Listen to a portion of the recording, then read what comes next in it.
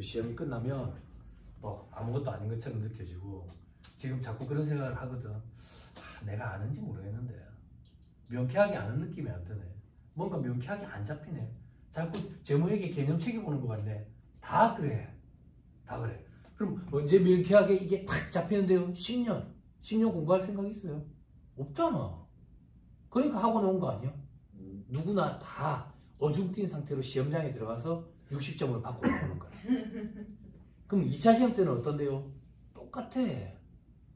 2차 시험 공부를 하면 뭔가 전문가가 돼가는 느낌이 들거든. 판례 이런 걸 보고 그러니까.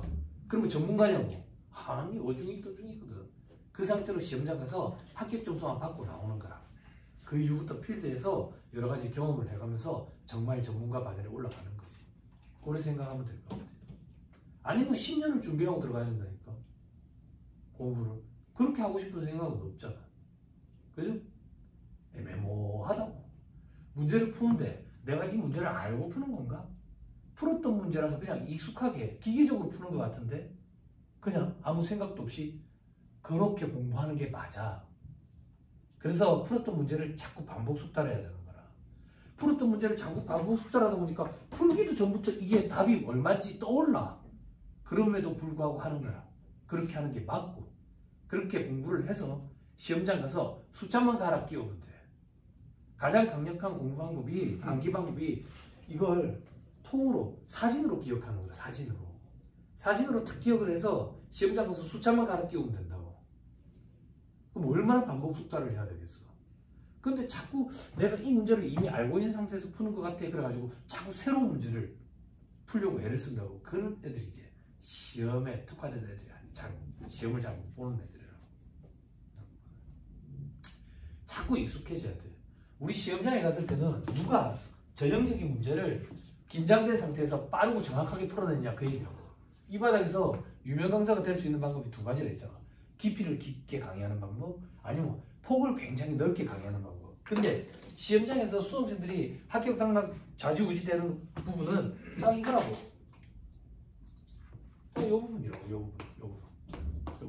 요거를 못 풀어서 떨어지고 요거를 풀어서 합격하는 건데 수험생들은 처음 보는 이런 거를 못 풀어서 자기가 틀렸다, 떨어졌다고 착각을 해야 돼. 그럼 착각을 하는데 저하고는 이런 걸 가르쳐 주던데 떨어지고 나면 그 학원으로 가는 거야. 이게 학원 상술인 거야.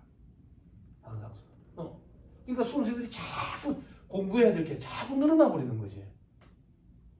제가 존경하는 이 김현덕 회사님 예전에 농담으로 그런 얘기 한 적이 있다고. 우리가 중국에게 어려워가지고 공부를 안 할 수 있는 방법은 세무사, 회계사 수험생들이 전국의 수험생들이 싹 다 모여가지고 우리끼리 담화를 하는 거지. 내년에 시험장에 갈 때는 회계원리만 준비해서 가자. 그럼 회계원리에서 다 나온대. 그게 우문이 한다는 거야. 요거야, 요걸 누가 반복 숙달하느냐.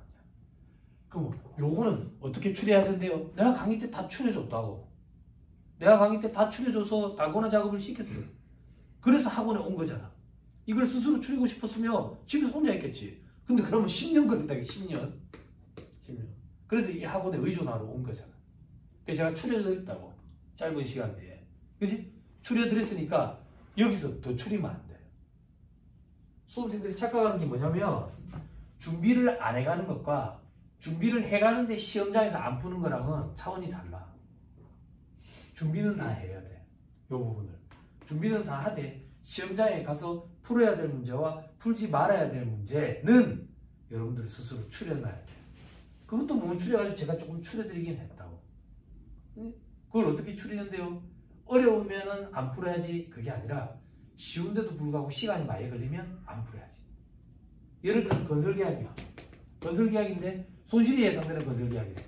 굉장히 어려운 파트지만 계산 문제 푸는데도 20초면 된다고. 달려들어서 풀어야지. 건설계약인데 일반적인 건설계약이야. 쉽지만 시간이 많이 걸려. 다른 것도 풀어야지. 이걸 추려내야지.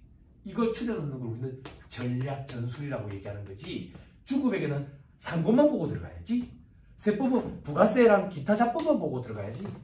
원가에게는 원가만 보고 관리에게는 안 보고 들어가야지. 그런 잡생각을 하면 안 돼. 그런 걸 전략 전술이라고 부르는 경영학과 출신의 애들을 보면 한심해. 경영학 시간에 뭘 공부했는지. 그런 건 꼼수지. 꼼수. 이 학원에 보면 2차 수험생들 중에 그런 꼼수를 부리는 수험생들이 많아. 몇 개만 추리해가지고 딸딸딸 외워. 그게 어떤 꼼수인데요? 올해 그게 나오길 물단하고 비는 거야. 안타깝지. 올림픽 적시는 매년 들어가는 거지. 그렇기 때문에 안 된다. 안타깝게도 여러분들 그런 얘기 많이 하거든요. 1차가 일단 돼야 2차로 생각할 거 아닙니까? 라는데 안타깝게도 2차가 안 되면 세무사 자격증 안 줘요. 죽기 전까지 1차만 100년 동안 합격하고 이제 죽는 거지. 그래 어디 가가지고 거들어 피고 다니다가 내가 세무사 시험 1차 시험 저기 1차 시험 막 100년 합격했다 이러고 다니는 거예요. 사람들이 그러는 거지. 머리가 썩었구만. 어떻게 100년 동안 1차만 합격했을까? 안타까운 현상이 벌어지는 거예요. 불안한 게 당연해요. 그죠? 그걸 어떻게 즐겨? 나는 안 즐겨지더라. 근데 그게 당연하니까 받아들여야 돼. 받아들여야 책이 맞아. 책이 맞아. 그리고 이제는 공부 스케줄을 짤 수 있다고. 여자친구랑 약속을 왜 하는데? 어기려고. 계획을 짜는 이유는 틀어지라고. 그래서 계획은 의미가 없댔잖아. 짜봐야 틀어지니까. 그런데 단기간 계획은 의미가 있고 이제 회독을 제법 많이 돌렸기 때문에 단기간 계획을 알차게 짤 수 있다. 시험 날짜 얘기해 주세요. 7일? 6일? 6일? 당일이야? 당일? 너무 떨려. 생각만 했다. 왜? 작년에 시험장 안 들어가 봤죠? 들어갔어요. 들어갔었어요? 근데 왜 떨려요? 그때는 안 떨렸어요. 아는 게 없으니까. 맞아요. 아는 게 많으면 부족함을 느끼거든. 그때 아는 게 없어서. 부족함을 느끼기 때문에 긴장이 더 되고 떨리죠. 그죠? 그래서 아는 게 없으면 바보들은 항상 즐거운 거예요. 아니 정말 그래요. 그래서 내가 작년에 즐겁고. 그 시간이 그냥 간 게 아니에요. 그래 생각해야 돼. 그 시간들이 그냥 간 게 아니라고. 의미 없는 시간이 없고, 그죠? 그 시간 동안에 여러분들 나름대로 노력을 다 하고 있었어. 그지? 시간이 흘러가지고 후회가 되니, 그때 더 열심히 할걸? 그때 생각하는 대로 그렇게 더 열심히 했었으면 지금 죽었어, 사람이. 왜 그렇게는 안 돼, 현실적으로. 자, 칠판. 요날의 시험이고 25일. 그지? 요날 하루 동안에 전과목을 1회도 갈 수 있어야 돼. 그게 합격 당락 좌지우지 된다고. 우리는 요날에 포커스를 맞춘다고. 사람은 만각의 동물이기 때문에 하루라도 지나면 또 까먹고 없다고. 하루 첫날 전과목을 1회도 갈 수 있어야 돼. 2차 시험 준비할 때는 합격자들은 하루 전날 전과목 1회독이 되는데 1차 시험 대비 목적으로 할 때는 아직 내공이 많이 안 쌓여 있어서 하루 종일 안 돼. 이틀은 잡아야 되니까. 요 이틀 동안에 1회독을 한다고 생각해야 돼. 생각해야 돼. 그리고 하루 쿠션 두는 거야. 쿠션 두는 거야. 그리고 22, 21일, 20일, 19일. 요 4일 동안에 1회독을 한다고 생각을 해야 돼. 1회독을. 요 쿠션 두는 건 뭔데요? 이 4일 동안 1회독이 안 될 수가 있다고, 사람이. 계획대로. 그럼 요날 반나절 정도는 할애를 해야 될 거 아니야. 했으면요, 반나절 정도 잠 좀 보충해도 되지. 응? 또 하루 쿠션 두는 거야. 하루 쿠션 두는 거야. 그리고 7, 16, 15, 14, 14. 요 기간 동안 또 1회독을 하는 거야. 1회독을 밑으로 내려올게. 그럼 12 또 쿠션 두는 거야. 11, 10, 9, 8, 7, 6.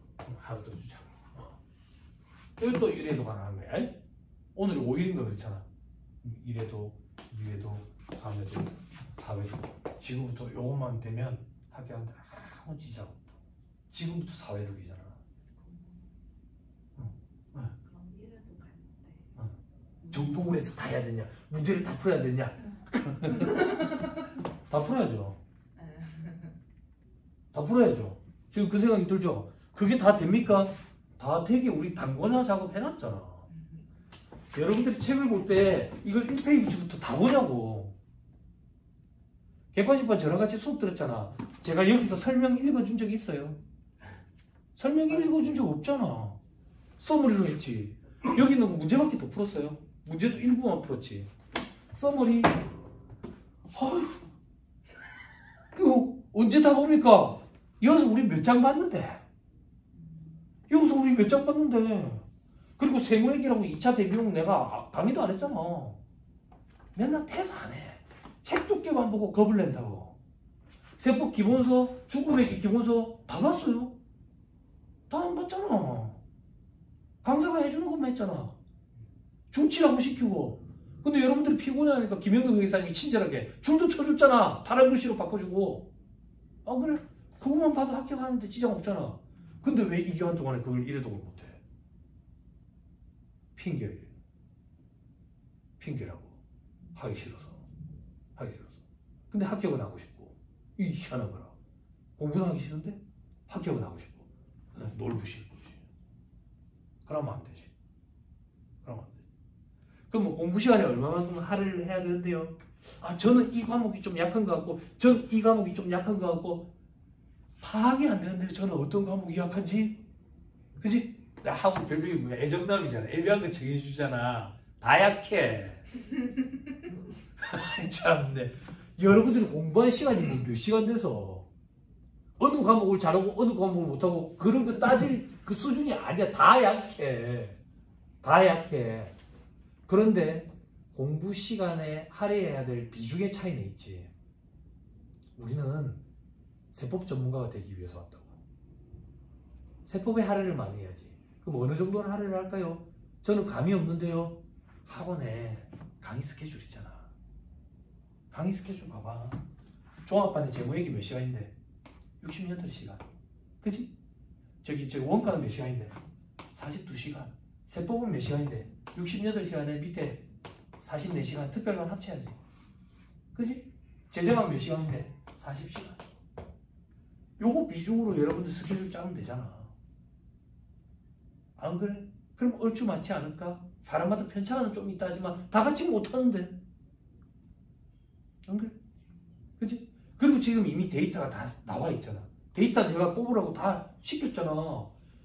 재무회계 책을 보는데 저기 재고자산 복습을 하는데 3시간 걸리더라. 유형자산 복습하는데 7시간 걸리더라. 이거 데이터 다 뽑으면 합치면 상공 보는데 1회독 하는데 몇 시간 걸리고 학원 1회독 하는데 몇 시간 걸리고 우리는 학습효과 적용되니까 다음번 1회독 할 때는 몇 시간 걸리고 이걸 바탕으로 우리가 공부 계획이라는 걸 짜는 거지. 이런 것도 없이 오늘 아침에 제모하자. 오후에 세모하자. 왜? 아침에 체육하지. 오후에는 가정하고 이렇게 공부할 줄 모르는 거야. 그래 공부를 할 줄 모르면 공부 잘하는 사람 말이라도 귀담아 들어야 되는데 그건 또 아집이 있어가지고 듣기 싫다. 근데 안타깝게도 이 바닥 공부를 끝까지 버텨가 하는 애들은 대부분 다 고집이 있어. 고집이 없으면 또 이 바닥 공부를 또 버텨내지를 못하지. 이거 좀 생각해봐요. 스케줄 짜가지고 지금부터 4회도 내가 약속할게. 지금부터 4회독이 아니라 3회독만 해도 합격하는데 아무 지장 없어. 1차 시험 합격하는데 10회독 차고 넘쳐. 2차 시험 합격하는데 15회독 차고 넘쳐. 근데 차고 넘치도록 공부를 하면 시험 끝나고 나서 불안해할 필요가 없다고. 1차 때는 어중이 떠중이 실력이 없기 때문에 잘 못 느끼는데 2차 시험 때는 시험이 딱 끝나고 나올 때 됐다. 안 됐다. 느낌이 바로 온다고. 어중뛰다. 그러니까 공부 왜 그렇게 하냐고. 응? 그게 목적 적합하지 않을까요? 2차 시험 공부는 그렇게 하면 안 돼. 2차 시험 때 공부한 걸 필드에서도 써먹어. 응. 그럼 특허를 합격하내라. 고득점을 합격하내라. 다르다니까 실력이. 확실히 다르다니까. 응. 물론 1차 때는 아직 그런 게 안 느껴지지. 근데 1차 때부터 그런 습관을 좀 들여놓으면 안 좋냐 이거야. 처음부터 공부할 때. 스케줄 짜보세요. 네. 형님 스케줄 짜봐요. 네. 언니 스케줄 짜봐. 그치? 나중에 와가 우는 소리 하지 말고. 나중에 와가지고 내한테 막 우는 소리 하거든. 내가 강의 때 얘기하면 다들 이래. 약장수인가? 약장수면 내가 이 학원에 제일 오래 있었겠어? 꼭 합격 떨어지고 나면 내한테 찾아와. 내한테 찾아가지고 세무사님 좀 찾아뵙고 싶은데 저 와라 강의가 있으니까 학원 꼴도 보기 싫은데 학원 안 가고 싶은데 그럼 어디서 보자는 얘기인데 옆에 투썸 플레이스 이어 보잔다. 아니면 여기 예전에 엔젤리더스 있거든. 이어서 보잔다. 그럼 가면 딱 내를 보거든. 보자마자 한마디도 안 했는데 울기 시작해. 1시간 동안 계속 운다. 1시간 동안. 우리 와이프가 보면 얼마나 놀라겠어. 머리끄댕이 안 잡겠어? 그지? 여자애가 1시간을 보고 있으니까. 그럼 내가 할 말도 없고 내가 그런다. 괜찮다. 괜찮다. 네가 합격을 하든 네가 떨어지든 내 눈에는 안 그렇지만 너희 부모님 눈에는 합격을 하든 떨어지든 다 예뻐. 다 예뻐. 그러면 계속 더 운다. 그럼 내가 시계를 보면서 그런다. 5분만 더 울면 안 될까? 계속 더 울 생각 있으면 나 먼저 가야 돼. 강의 때. 응? 그냥 안타깝다. 그럼 내가 그런 애들 보면 딱 한마디예요. 시계들 해봤냐? 안 했거든. 그럼 나랑 얘기할 필요 없는 거 아니야? 안 그래? 내가 시키는 대로 했는데 안 됐으면 나한테 멱살잡이 하러 오면 내가 종이차처럼 흔들려주지. 이렇게 흔들려주지. 내가 얘기한 대로 해보지도 않아놓고 내가 얘기한 게 그렇게 힘든 것도 아닌데.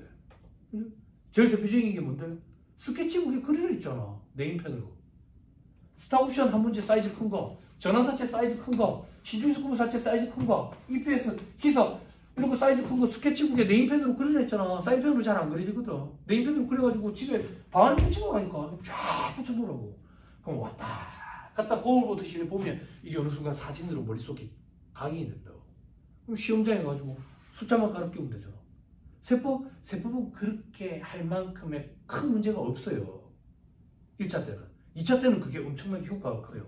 1차 때는 대손 충당금, 퇴직금리 충당금, 퇴직연금 충당금, 또 어떤 거? 자산 감액했을 때 감액비상금이 직구인, 시구인하는 거, 일시상각 충당금, 또 뭐 할 만한 게 뭐 있어?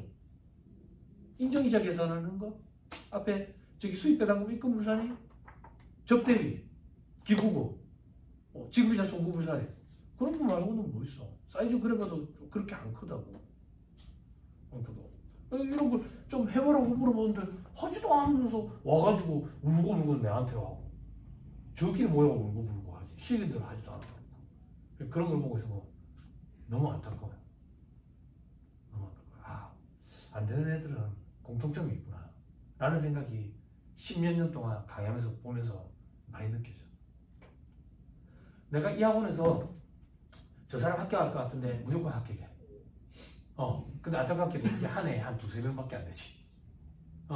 근데 한 해에 최종 합격자가 14명에서 17명 나오거든. 그럼 내가 합격할 거라고 생각하지 못했는데도 불구하고 합격하는 사람들이 있지. 의외지. 그럼 내가 예측을 잘 못해서 그러냐? 이 과정이 끝나고 나서 마무리 정리를 잘하는 사람들이거든. 그 사람들이 막판에 팍 치고 올라와. 마무리 정리 잘하면 돼. 그 전 작업은 이미 다 끝나 있어. 걱정 안 해도 돼. 걱정 안 해도 돼. 자꾸 새로운 책 사서 보지 마. 하루 만에 끝낼 수 있는 게 뭐 있어? 그러면 우리는 몇 년 동안 바보야? 공부를 왜 몇 년 동안 하고 있어? 하루 만에 끝낼 것 같으면. 그런 거에 현혹될 필요 없어. 여기도 학원에서 이거 하는데 학교 나 그랬다고 하루 만에 안 끝내주는데. 하루 만에 끝내자라는 사람들도 강의할 때 보면 이틀 3일씩 찍고 있는데 다 거짓말이지. 그래서 1일 특강 이렇게 바꾸셨다고. 그리고 정말 1일 만에 끝내는 걸로. 그랬더니 새벽 8시간. 재정하면 몇 시간이야? 이게 말이 돼? 재정부터 8시간. 아니 그러면 양이 같단 말이야. 이게 말이 되죠? 말도 안 되는 소리. 이거는 진짜 얘는 완전 편하겠지. 많이 하고. 그럼 적중률도 굉장히 높을 거 아니야. 그 말인지 이해되죠? 불안해할 필요 없어. 불안한 건 당연한 거야. 불안한 건 당연한데 불안함을 핑계 삼아서 놀지 마세요. 응? 불안한 건 책 보세요. 개입 짤 수 있겠어요? 그러니까 또 좀 춥다. 식목 군생할 때 식목일 때 나무 심어야 막 눈이 막 오더라고. 주전자에 물 데워가지고 땅을 녹여가지고 삽질했던 기억이.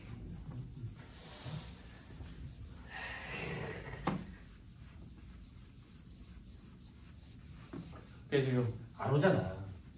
안 오는 사람들 두 부류 중에 하나라고. 포기했거나 거만하거나. 그 중에 하나라고. 학원에 오는 이유는 강사한테 의존하기 위해서 스스로 공부하기 힘드니까. 응? 근데 막판 돼서 스스로 해야 되겠다고 생각하는 자체가 내한테 그렇다. 스스로 합리화시키는 거지. 공부할 시간이 없어서. 공부할 시간이 없으면 없을수록 와서 추려주는 걸 해야지. 응? 자, 학원에서 제의가 왔을 때, 이일특강 제의가 왔을 때, 제가 재무회계 할 때는 책을 만들었어요. 70문제 뽑아가지고 책을 만들었는데 세법은 그렇게 하니까 별로 의미도 없고 여러분들이 힘들더라고. 결국엔 기출문제를 추려가지고 여러분들한테 내드리는 건데 공부해야 될 게 자꾸 늘어나. 이미 풀었던 문제인데. 그래서 기존의 책에다가 그냥 다시 막히 하듯이 할 거야. 그러면 공부해야 될 게 늘어나진 않거든. 봤던 걸 계속 회독만 돌리는 거니까요. 그렇게 할 거고, 오늘 이 강의의 목적은 과락을 면하는 목적이야. 고득점을 목적으로 한 게 아니라. 무슨 말인지 이해했죠? 그죠? 그래서 요 정도 수준은 풀어야 과락을 면하겠구나 이래 생각하면 돼. 그래서 최근 기출문제를 풀어준다 이래 생각하면 안 돼. 최근 기출문제 풀어줄 것 같으면 여러분들이 산업인력공단 사이트에서 다운받아서 풀면 돼. 의미 없어. 그래서 순서대로 합시다. 우리 공부했던 순서대로. 부가세부터 합시다. 뭐야? 작년 재임시.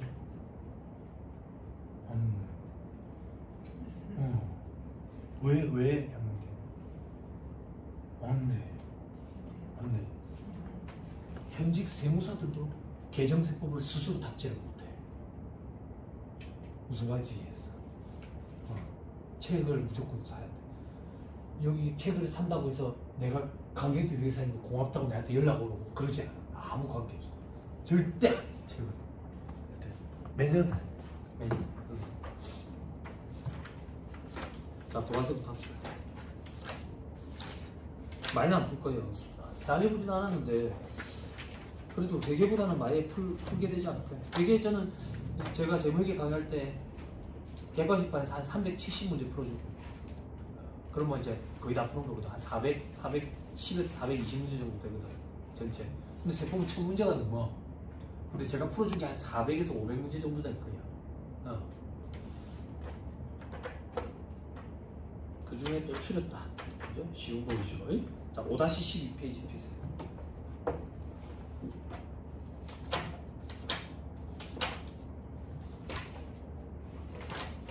자, 5-12페이지.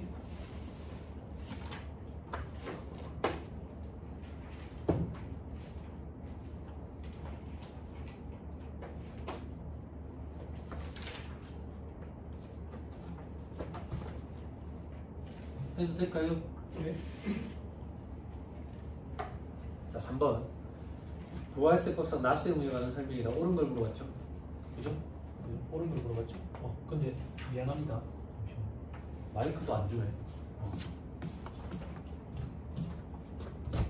나 마이크도 좀 주면 안 될까?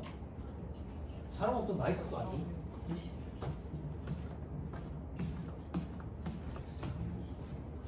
자, 부가세법상 납세 의무에 관한 설명은 옳은 걸 고르라고 돼 있죠. 그죠? 순서대로 할게요. 같이 봐야 될 것 같아요. 페이지가 무조건 책은 무조건 새 책이에요. 네. 죄송해요. 저 금전적으로 어렵게 공부했거든요. 노가다도 뛰고.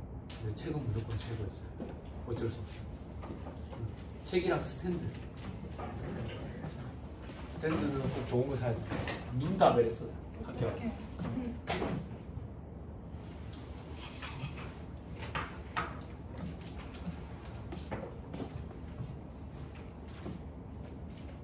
자, 동그라미 1번에 사업자가 아닌 자가 부가가치세가 과세되는 재화를 개인적 용도로 사용하기 위해 수입하는 경우 부가세 납세 의무가 없다 되어 있죠. 그죠? 재화의 수입의 경우는 내가 사업자인지 이거 불문한다 그랬어요. 왜?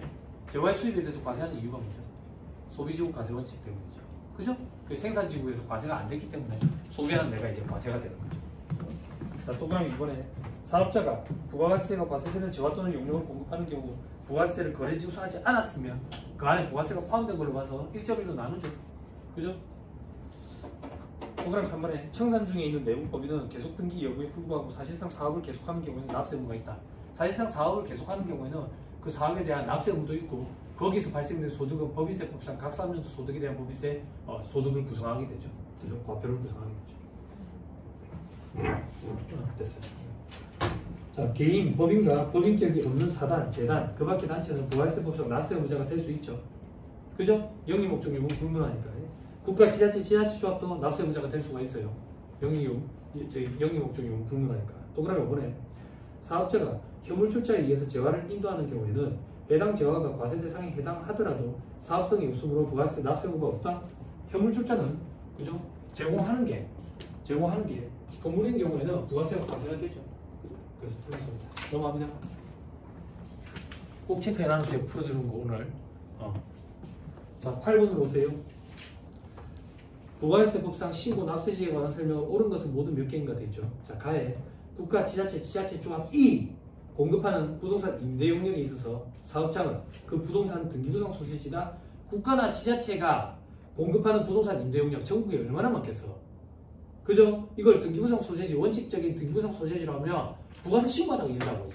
그래서 업무 총괄 장소라고 했어요. 그죠? 동그라미. 나의 무인 자동파 및 자판기를 통해서 재화 용역을 공급하는 사업에 있어서 사업자는 그 사업에 관한 업무 총괄 장소이다. 다만 그 위의 장소도 사업자 신청에 의해서 추가로 사업자를 등록할 수 없지. 그죠? 간이가세를 변칙적으로 적용받는 걸 막기 위해서 업무 총괄 장소를 사업장으로 하면 되겠다고. 자판기를 둔 장소가 아니라. 근데 이걸 별도로 사업장을 신청할 수 있도록 하면 또 변칙적으로 간이가세를 적용받을 수 있겠지. 다에 법인이 주사업장 총괄납부 신청을 하는 경우 주된 사업장은 본점 주사무소를 말하며 지점 또는 분사무소는 사업장을 할 수 없다. 자, 주사업장 총괄납부는 법인인 경우에는 본 지점 중에 선택 가능했지. 사업자 단위 과세 특례는 법인인 경우 본점만 가능했지. 그걸 시험 문제 오답 보기로 많이 된다고. 반복돼. 어디까지지? 라에 신규로 사업을 개시하는 자가 주된 사업자 등록증을 받은 날로부터 20일 내에 주사업장 총괄납부 신청하면 첫 해부터 바로 묶을 수 있다고. 관할 세무서장의 승인 없이 해당 신청에 속하는 과세경도 총괄해서 납부한다. 첫 해부터 바로 묶을 수 있다. 그 얘기야. 자, 동그라미. 마에 사업장은 원칙적으로 사업자가 사업을 하기 위해서 거래 전부터는 일부를 행하는 고정된 장소. 이게 사업장의 정의죠. 그래서 일부를 행하는 장소도 사업장에 들어간다. 12번으로 오세요. 주사업장 총괄납부 사업자 단위 과세 설명이다. 어려운 걸 골라줘라. 그죠? 동그라미 1번. 주된 사업장에서 총괄해서 납부하려는 사업자가 되려는 자는 주사업장 총괄납부 적용받고 싶다. 그 얘기야. 그 납부하려는 과세기한 개시 후가 아니라 개시 전 20일 이내에 주사업장 총괄납부 신청서를 주된 사업장 관할세무서장에게 제출해야 된다. 됐죠? 주된이야. 종된이라면 또 틀린 소리야. 그럴듯하다고 본데. 자, 동그라미 이번에 주사업장 총괄납부 사업자가 종된 사업장을 신청을 하려는 경우 주된 사업장 관할세무서장에게 주사업장 총괄납부 변경 신청서를 제출해야 된다. 이거는 신설하는 종된 관할세무서장에게 해야 돼. 자, 동그라미 1번은 처음부터 주사업장 총괄납부를 묻고 싶다. 그 얘기야. 동그라미 2번은 사업을 하다가 신설 사업장을 하나 두면서 묻고 싶다. 그 얘기라고. 달아. 동그라미 1번과 2번은. 됐죠? 그럼 동그라미 2번에 주된 사업장이니까 또 그럴듯하다고. 이거는 신설하는 그 종된 사업장의 관할세무서장에게 신청을 해야 돼. 됐죠? 제출해야 돼. 동그라미 3번. 주사업장 총괄납부 사업자가 세액계산서 발급 없이 재화를 판매 목적으로 자기의 타사업장에 반출한 경우에 재화의 공급을 본다. 판매 목적 타사업장 반출, 재화의 공급, 간주 공급이지. 그치? 그런데 세액계산서 발급을 안 했다네? 발급을 안 했대. 그래도 그러면 가산세 문제가 생기지. 근데 얘가 주사업장 총괄납부를 하네? 그러면 재화의 공급을 보지 않지. 됐지? 그치? 자, 그 다음 동그라미 4번에 사업자 단위 과세 사업자가 법인인 경우에 지점은 안 되지. 본점만 되지. 주사업장 총괄납부는 본지점 선택하라. 동그라미 5번에 사업자 단위 과세 사업자가 사업자 단위 과세를 적법하게 포기했대. 포기하면 주사업장 총괄납부 혹은 일반 사업장 단위 과세로 돌아가겠지. 그치? 그 포기한 날에 속하는 과세기간에 다음 과세기간부터 각 사업장별로 신고, 납부, 주사업장 총괄납부를 해야 된다. 맞지? 그치? 전 20일까지만 신청하면 돼. 그치? 됐죠? 자, 2절로 갑시다. 저 뒤로 가. 좀 번거롭더라도 이렇게 봅시다. 따로 이거 추려가지고 드리면 여러분들은 그 봐야 좀 늘어. 예전에는 그렇게 했었는데 괜히 일을 만드는 느낌이라서 5-36페이지로 가세요. 근데 두 분은 어떤 관계야? 연애를 하면 안 돼요. 네? 네. 재정학만 수업 들으죠. 아, 그래요? 그러니까 이 학원에는 이제 공부만 하고 공부 알지? 이 학원에서 연애해가지고 같이 학교하는 사람들 본 적이 없어. 본 적이 없어. 가치에 떨어져가지고 이게 전선생 가가지고 울면서 죽는 거지, 그렇지. 둘 중에 하나가 합격한다. 헤어집니다. 여자가 먼저 합격한다. 안 기다리더라고. 도망가더라고. 남자가 먼저 합격한다. 안 기다리더라고. 도망가더라고. 결국 이 최상의 시나리오는 둘이 합격하는 시나리오는 없으니까 둘이 같이 떨어져가지고 같이 이제 전선생에서 숨은 거. 네? 먼저 합격하고 헤어지자 해가지고 헤어졌다가 네. 뒷사람이 합격하니까 다시 또 그 합격한 사람이 전화가 왔는데 안 만난대. 생사끼리 결혼하면 별로 안 좋거든. 근데 이 학원에 딱 한 번 연인이었는데 둘 다 합격한 적이 있어요. 둘 다 합격한 적이 있어요. 그 이후에 헤어졌어요. 아예 농담이 두 분이서 아시는 것 같아가지고 그래서 야 여기서 강의하면 뭐 다 보이거든요. 둘이서 밑으로 책상 밑으로 손잡고 있는 거 다 보여요. 손잡고 있는 거 보지 말라고 얘 앞에 이제 막아놓은 것 같아요. 학원에 보면 별 희한한 사람들 많거든요. 자 5-36페이지 봅시다. 5-36페이지에 9번 부가세가 과세되는 경우는 모두 몇 개인가 되어 있죠. 자, 첫 번째, 사업자가 자기 생산 취득 재화를 고객에게 증여하는 경우로서 자기정리 마일리지 등으로만 전부를 결제받고 공고한대. 자기정리 마일리지 등으로 이거는 재화의 공급이 아니죠. 그죠? 그죠? 그런데 제3자가 보전하는 경우에는 그 보전한 그 금액을 과표에다가 집어넣어야죠. 그죠? 자, 두 번째, 도시 및 주거환경정비법 등에 따른 수용 절차에서 수용 대상의 재화의 소유자가 수용된 재화에 대한 대가를 받는데 법에 따른 수용 재화의 공급이 아니다. 그죠? 그죠? 건물을 철거하고 넘기든 건물을 철거 안 하고 넘기든 즉 누가 철거했는지 여부 불문한다 그랬어요. 제가 시험 준비할 때는 누가 철거하는지에 따라서 과세 면세 여부가 달라졌었어요. 근데 이제는 누가 철거하든지 상관없이 전부 다 과세하지 않는다. 자, 세 번째 동그라미, 사업자가 자기 생산 취득 재화를 경조사와 관련된 재화로서 사용인 한 명당 연간 10만원 이하의 재화를 제공하는 경우, 자 연간 10만원까지는 재화의 공급으로 보지 않는데, 자 이거 서머리 잠깐만 보고 갑시다. 개정이 있으니까요. 페이지 먼저 찾으면 좀 얘기해 주세요.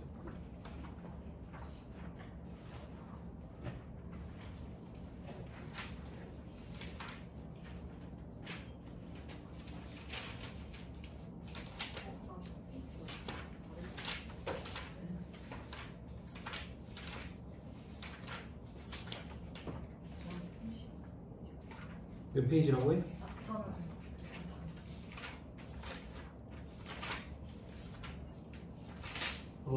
1-36페이지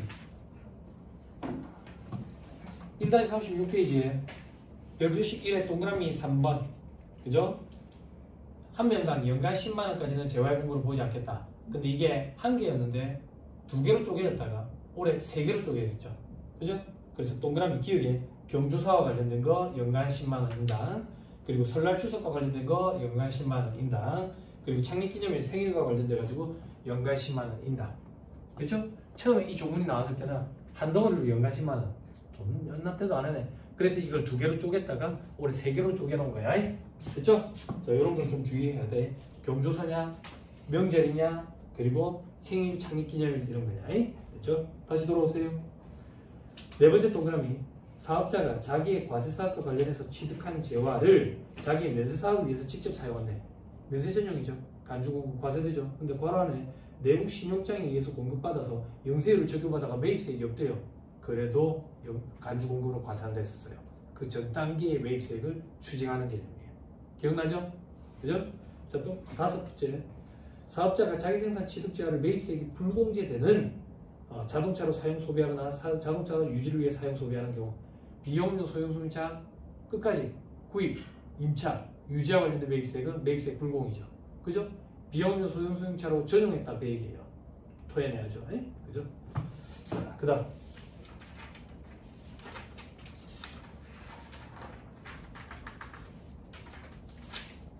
5-45페이지로 오세요.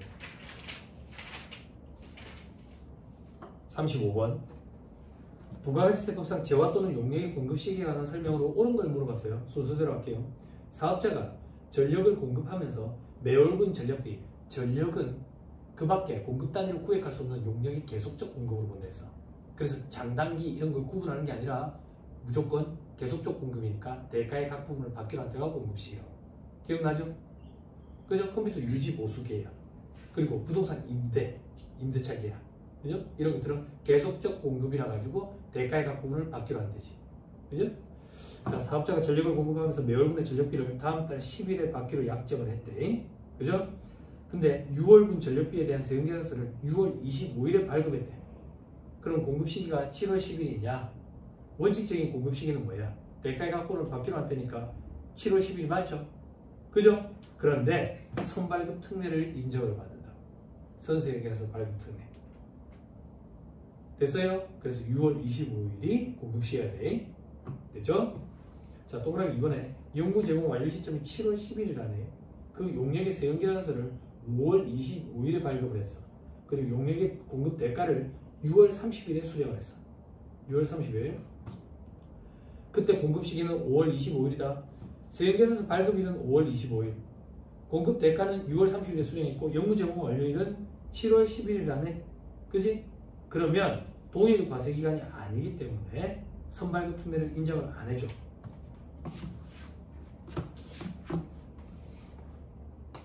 세금계산서 발급 언제 한다는데? 세금계산서 발급 5월 25일. 연구 제공 완료 시점은 7월 10일. 그죠?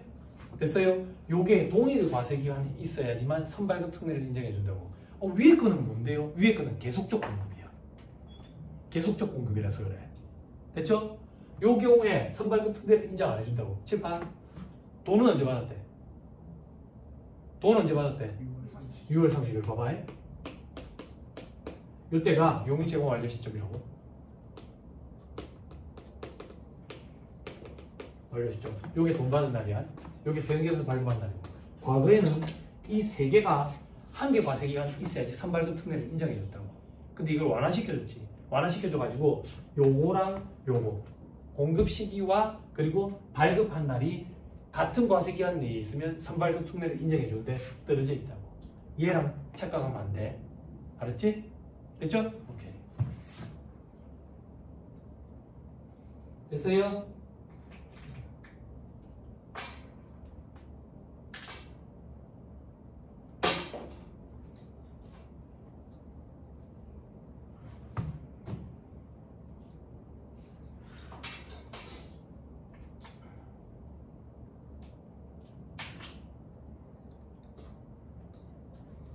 자, 그 다음 동그라미 3번에 사업자가 부동산 임대 사업에 사용하던 건물을 매각하는 계약을 8월 1일에 체결을 하고 계약금과 중도금 받고 잔금을 받지 않은 상태에서 10월 10일에 폐업해버렸대. 폐업해버렸대. 그러면 폐업한 날이 공급 시기가 돼버리는 거지. 그지? 그지? 그 이용 가능한 때가 아니라 소유권 이전 등기도 아니고 그 전에 폐업을 해버렸으니까 폐업일인 10월 10일이 잔금에 대한 공급 시기가 되는 거지. 자, 동그라미 4번에 인도일이 8월 1일인 재화의 세금계산서를 6월 1일에 발급을 하고 먼저 발급했네. 선발급 특례 인정받느냐 이거야. 6월 5일에 공급 대가를 수령을 했대. 돈을 6월 5일에 받았대. 이거 헷갈리게 하는 거야. 6월 5일에 돈을 받는 게 아니라 6월 1일이 인도일이면 6월 지금 뭐라고 그래? 6월 5일이 인도일이면 6월 1일 선발급 특례가 인정이 된다고. 근데 지금 인도 시점이 8월 1일이기 때문에 같은 과세기가 아니라서 선발급 특례 인정을 못 받아. 됐나요? 됐죠? 자, 동그라미 5번에 중간지급 조건부로 재화를 공급했는데 재화를 4월 10일에 인도를 한대. 그때 중도금, 잔금의 공급 시기는 4월 10일 난다?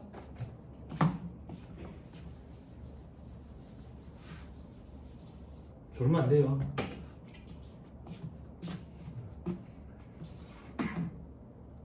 자, 계약일은 1월 1일. 인도일은 7월 1일. 자, 중도금 4월 1일, 5월 1일. 그리고 잔금 7월 1일.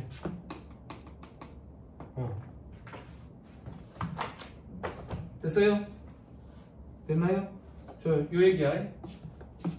인도 후 대금 분할 횟수냐? 아니다. 인도 전 대금 분할 횟수냐? 맞네. 그러면 중간지급 조건부 공급에 해당되는지 따져봐야지. 중간지급 조건부 공급 요건이 어떻게 됐어요? 계약금을 받기로 한 날의 다음 날부터 인도일까지가 6개월 이상. 그리고 계약금을 제외하고 분할 수령. 그럼 계약금 포함하면 3회 이상 분할 수령. 그지? 장기할부 조건부 파면 어떻게 돼요? 장기할부 조건부 파면 인도일의 다음 날부터 최종 부분금 지급일까지가 1년 이상. 그리고 대가는 2회 이상 분할 수령. 2차 시험 이걸 서술하게 될 거예요. 2차 수험생들은 있는 이가 조사까지 똑같이 써요. 물론 지금 그걸 기대하는 건 아니에요. 근데 그때 그런 걸 하게 될 거니까 미리 처음부터 할 때 완벽하게 공부를 해놔놓으면 도움이 된다 그 얘기예요. 어중뛰기 하지 말고. 어중뛰기 해가지고 한 문제도 못 풀어보거든요. 자, 그래서 중간지급 조건부 공급에 해당되느냐? 되네? 되네? 오케이. 그런데 언제 물건을 넘겨버린대? 물건을 언제 넘긴대? 물건을 넘기는데 4월 10일에 물건을 넘겨버려. 이때는 인도에 해버린다. 그럼 중간지급 조건부 공급이 깨져버리는 거지. 깨지면 원칙이 뭔데? 인도 시점이지. 중도금 잔금의 공급 시기는 인도 시점이 되지. 계약금은요 선발급 특례 인정이 되지. 됐지? 그죠? 이게 맞는 소리 됐어. 넘어갑니다. 영세로 가면 열세로 갑시다. 5-58페이지.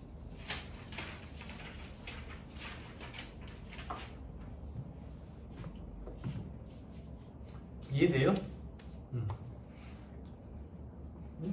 스트레스 받죠? 어떤 스트레스? 분명히 제 자식이 과랑 면하기 위한 문제라는데 어렵게 느껴지는데 그죠? 그럴 수도 있어요. 그럴 수도 있는데 제가 판단할 때 이 정도 문제는 최소한 풀 수 있어야 과락은 면할 수 있는 수준이 되지 않을까 라는 생각이에요. 근데 그거보다 좀 더 높이 점수가 나오겠죠. 그리고 계산 문제 비중이 좀 낮고 말 문제 비중이 높고 부가가치 세법 8. 요 얘기 또 잠깐 할까? 부가세 8문제, 소득세 열애세 11문제,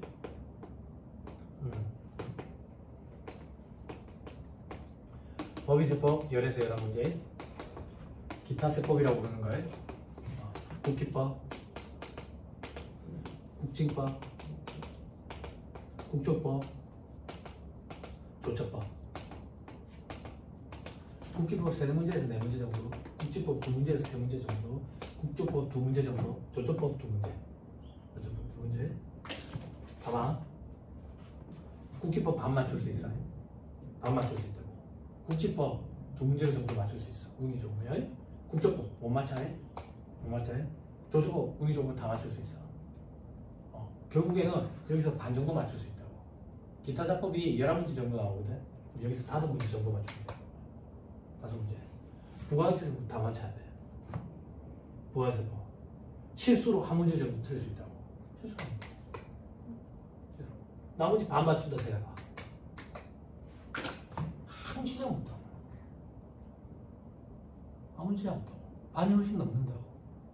1차 시험 합격한 애들한테 물어보면 대부분 다 세법이 52.5점이라고. 52.5점.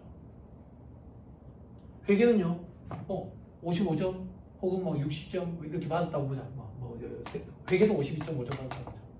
상법은요 90에서 95점 받는다고. 행소법을 할 거 아니야. 재정학은요 75점에서 85점 받는다고. 합격하는데 진짜 없어. 근데 수험생들이 착각하는 게 요걸 보고 나서 요걸 많이 해야 되겠네. 요걸 그 다음으로 많이 해야겠네. 그 다음 요걸 많이 했는데도 불구하고 요 점수가 나온다 그 얘기야. 난이도 자체가 차원이 다르기 때문에. 이 두 과목은 우리 합격을 돕기 위해서 존재하는 과목이지. 감사하지. 그리고 이 두 과목의 특징은 한 번 점수가 올라가고 나면 안 떨어져요. 까먹는 거에 대해서 크게 걱정 안 해도 돼요. 근데 이것들은 계속 꾸준히 하고 있는 전제하에서 점수가 이렇게 나오는 거지. 그럼 2차 때는 어떻게 할까요? 2차 때는 더 내용이 또 쌓여. 걱정 안 해도 돼. 부가세를 다 맞춰야 돼요. 실수로 하나 정도 해? 응? 아, 왜 그렇게 높게 잡는데요, 기대치를? 두어세만 다 맞출 수 있어요. 다른 건 애를 써도 반박해.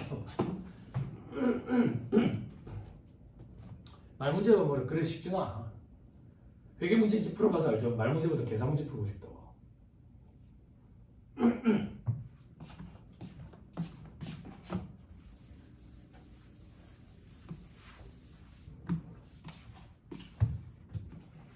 그냥 걱정할 필요도 없고. 참 직장을 그만두고 내가 공부를 안 해. 직장 그만두고 내가 공부 시작해가지고 벌써 1년이라는 시간이 흘러. 직장 생활 뭐 몇 년 하지도 않아가지고 퇴직금도 얼마 때도 안 하는데 그거 나 퇴직금 이자도 얼마 안 돼가지고 주식에 몰빵해놨는데 삼성전자가 나를 배신해버렸네. 어쩌지? 사람 미치겠네. 공부도 안 되고 빠져나올 타이밍 잡아야 돼가지고 하루 종일 주식 시세만 쳐다보고 한다는데 공부해야 되는데 그지? 다 똑같아. 나만 그런 게 아니야. 나만 그런 게 아니야. 다 똑같아. 그럼 어쩌지? 내가 이제 30 넘었는데 공부한테 직장 남들이 좋은 직장이라고 그랬는데 그걸 포기하고 괜히 나와가지고 이거 떨어지면 어쩌지? 인생 나라고 떨어지는 거 아닌가? 내가 여기에 모든 걸 다 걸었는데 뭘 모든 걸 다 걸어? 인생은 와이프한테 걸으라 했잖아. 내 배우자한테 인생을 걸어야지. 뭐 이따위에다 그러고 있어. 그리고 이 시험 떨어진다고 해서 내 인생이 나락으로 떨어진다? 바다 사회적으로 루저가 됐다? 그런 거 없어. 만약에 시험에 떨어졌다. 만약에 떨어졌다. 길을 가는데 사람들이 여러분들한테 아무 관심 없어요. 저 사람 세무사 1차 시험 떨어진 사람 아무 관심 없어. 관종이야? 무슨 참네. 그 정도로 사람들이 관심을 가져줄 것 같아? 아무 관심 없어. 나 스스로 자꾸 작아지는 거야. 응? 근데 왜 자꾸 그런 생각이 드는데 이 시험이 한 달에 한 번씩 있으면 그런 생각 안 들어. 1년에 한 번 있으니까 내가 1년 동안 고생하고 노력한 그 결과가 이거다 이렇게 생각하니까. 그런데 1년 동안 공부한 거에 대한 결과물이지 여러분들이 여태까지 살아온 인생에 대한 결과물과 인생에 대한 살아온 시간에 대한 평가를 하는 게 아니거든. 근데 왜 그렇게까지 생각을 하는지 잘 모르겠어. 수험생도. 그게 너무 안타까워. 이 시험에 떨어졌다고 해서 내가 인생을 잘 못 살아온 사람이 아니거든. 이 바닥이랑 안 맞을 수도 있거든. 그래 생각을 했으면 좋겠어. 이런 말을 하면 또 수험생들 그러거든. 니는 합격했으니까 그런 거 아니야? 이러거든. 합격했으면 그런 소리 하는 거지. 어쩌라고. 떨어졌으면 나도 이거 앉아 있었겠지. 이어서 얘기를 하고 있었겠어. 아니 안 그래. 네? 너무 안타까워.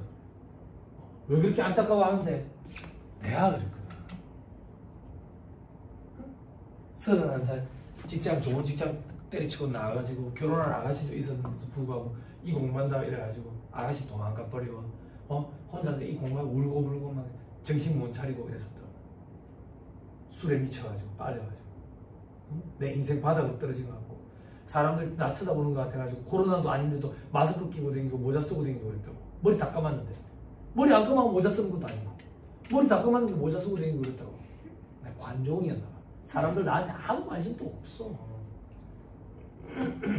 그랬던 내가 너무 좀 그래 불쌍하게 느껴져.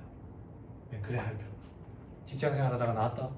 그럼 내가 뭐 하고자 하는 게 있어서 그렇지. 근데 같은 직장 동료들 그러거든. 막 손가락질 하거든. 네가 잘 되나 보자. 네가 잘 되나 보자. 왜 손가락질 하는데? 부러워서 그러는 거야. 지도 그만두고 하고 싶은 거 하고 싶은데 처자식 딸린 처자식이 있어서 현실적인 문제에 부딪혀서 감히 그렇게 못하겠거든. 부러워서 그러는 거야. 제가 직장 그만두고 나올 때 두 부류는 나뉘었다.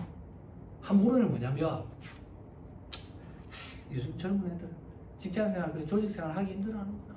지 잘났다는 맛에 지 머리 똑똑한 줄 알고 그만두고 저래 하는구나. 나머지 한 부류는 뭔지 알아? 니 꼭 합격했으면 좋겠다. 니를 통해서 내가 대리만족 좀 느끼고 싶다.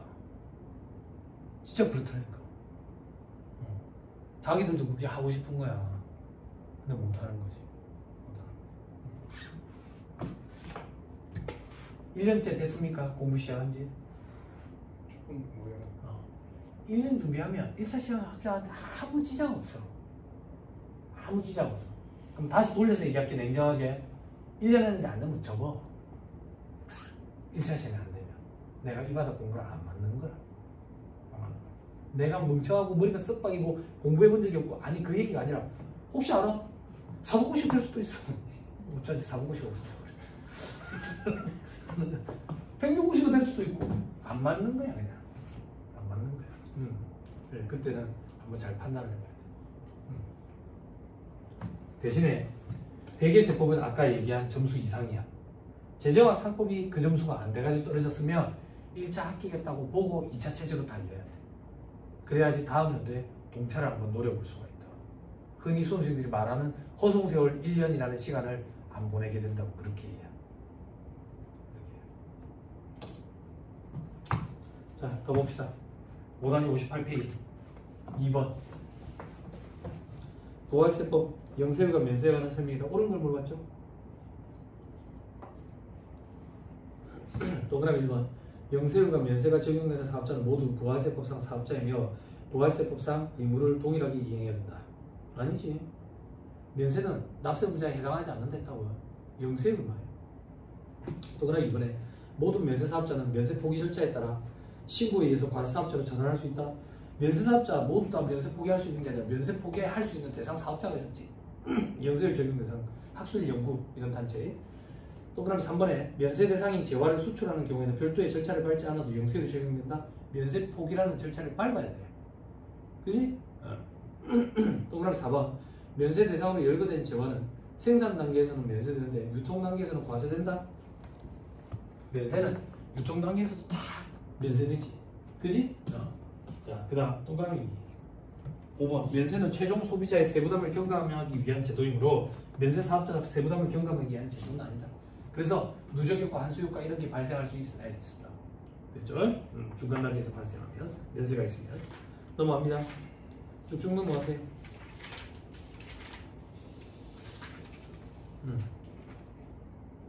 자, 나머지는 볼 거 없을 것 같아요. 4절